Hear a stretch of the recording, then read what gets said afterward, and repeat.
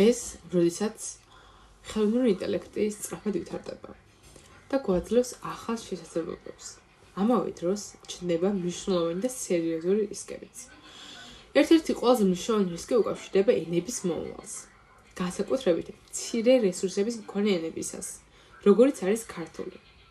როდესაც ჩვენს ენაზე მობილურს არ აქვს მხარდაჭერა, ვერ ესაუბრები, ენა ნელა კვდება. ამიტომაც ტექნოლოგიური განვითარება მსახელება მწირ რესურსიანი ენების გაქრობის ერთ-ერთ მთავარ მიზეზად.